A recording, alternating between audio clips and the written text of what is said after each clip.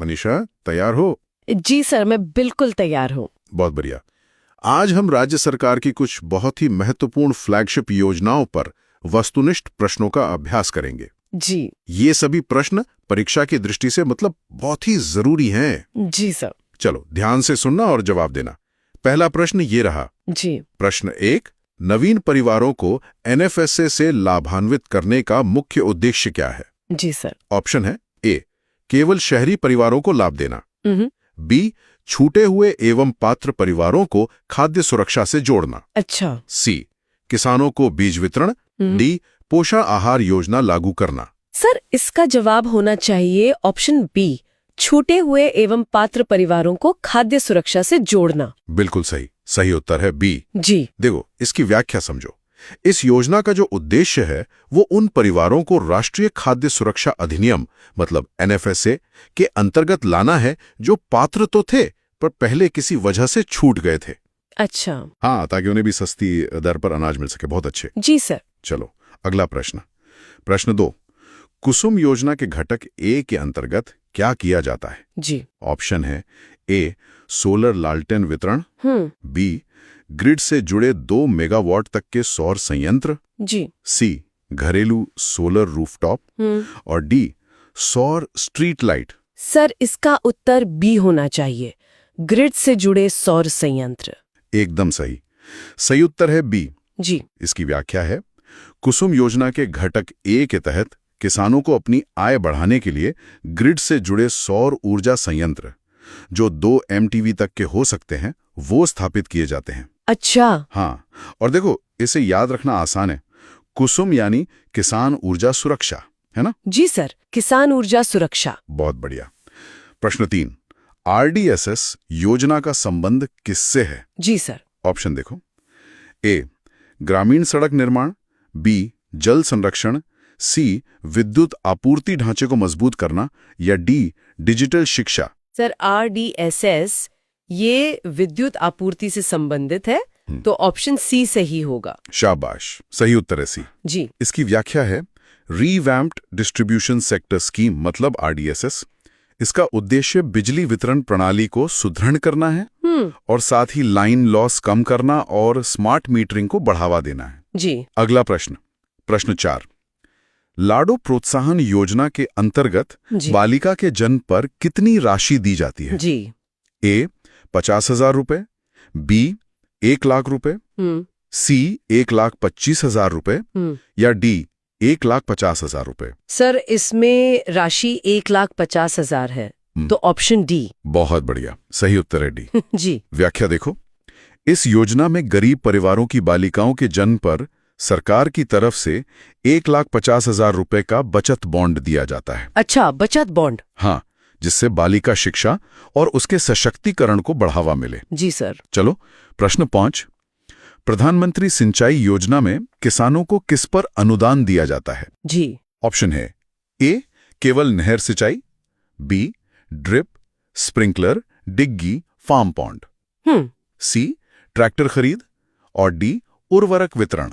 Sir, इसमें तो सूक्ष्म सिंचाई पर अनुदान मिलता है, तो मेरे हिसाब से ऑप्शन बी सही है। बिल्कुल सही। सही उत्तर है बी। जी। इस योजना के अंतर्गत ड्रिप या स्प्रिंकलर, फार्म पॉन्ड, डिग्गी, ग्रीन हाउस, मल्चिंग, इन सब पर अनुदान दिया जाता है। जी सर, समझ गए। बहुत अच्छे। प्रश्न 6, आयुष्मान भारत स्वास्थ्य अवसंरचना मिशन का उद्देश्य है? जी। ए, मुफ्त दवाइयां देना। बी, स्वास्थ्य बीमा उपलब्ध कराना। सी, स्वास्थ्य सुविधाओं का विस्तार व सुधार। या डी, मेडिकल कॉलेज खोलना। सर, इसके नाम में ही अवसंरचना है, मतलब इंफ्रास्ट्रक्चर, तो इसका उद्देश्य स्वास्थ्य इंफ्रास्ट्रक्चर को सुधारना है। ऑप्शन सी।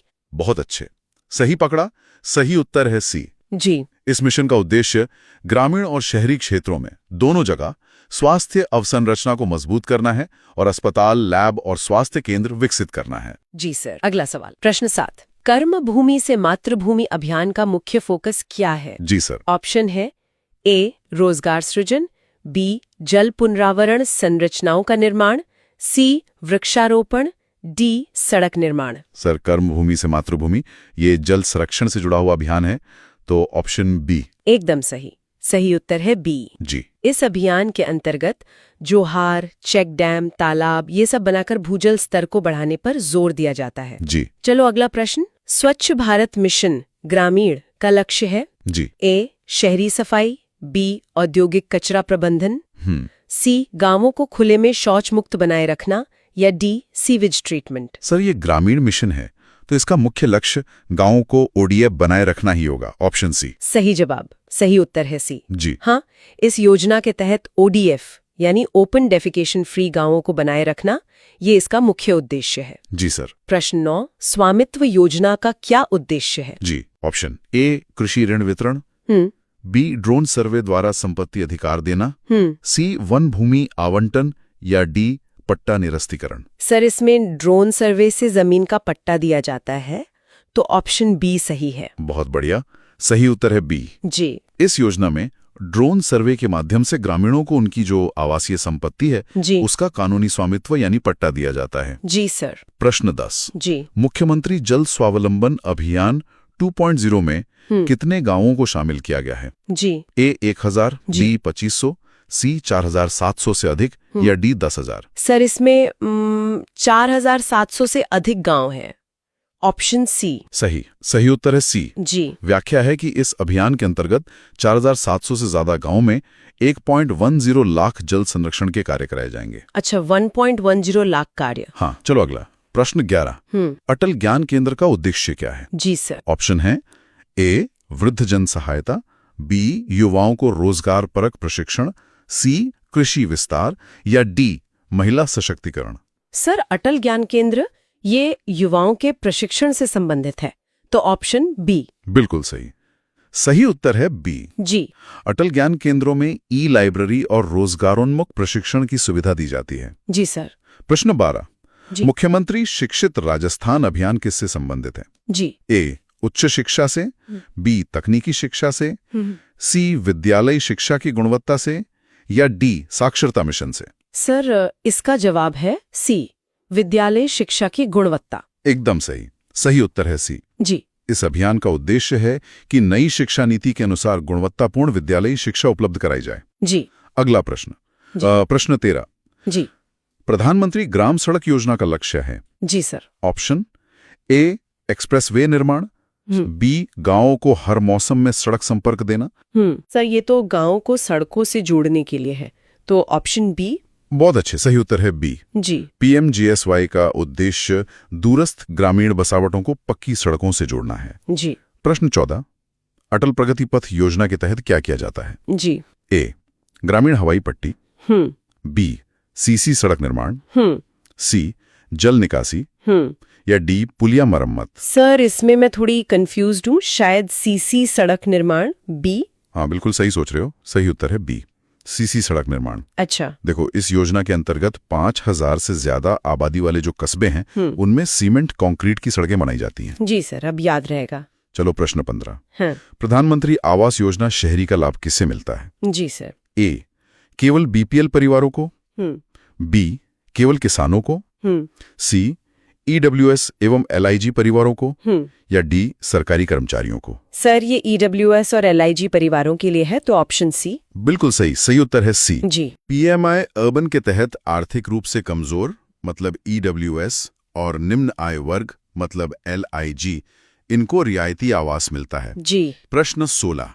स्वच्छ भारत मिशन शहरी का मुख्य उद्देश्य है? जी। ए ग्रामीण स्वच्छता, बी ठोस एवं तरल कचरा प्रबंधन, अच्छा। सी जल संरक्षण, डी वृक्षारोपण। सर ये शहरी मिशन है तो इसका उत्तर बी होगा, ठोस एवं तरल कचरा प्रबंधन। बहुत अच्छी याददाश्त है, सही उत्तर है बी। जी। इस योजना में कचरा संग्रहण, उसकी प्रोसेसिंग और सीवेज प्रबंधन पर जोर दिया जाता है। जी सर। प्रश्न 17।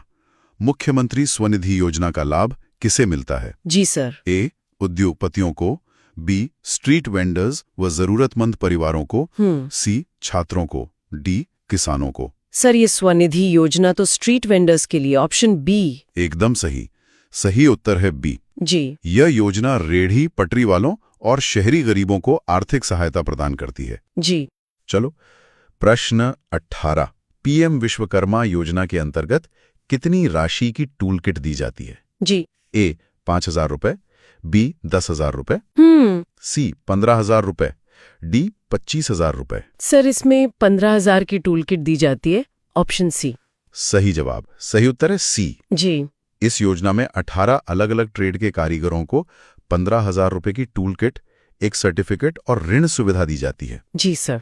प्रश्न 19, मिशन हरियालो राजस्थान का लक्ष्य क्या है? जी सर। ऑप्शन ए 10 करोड़ पौधे, बी 25 करोड़ पौधे, सी 50 करोड़ पौधे या डी 100 करोड़ पौधे। सर इसका लक्ष्य 50 करोड़ पौधे लगाना है, ऑप्शन सी। बहुत बढ़िया, सही उत्तर है सी। जी। इस अभियान के अंतर्गत 5 वर्षों में 50 करोड़ पौधे लगाने का लक्ष्य रखा गया है। जी।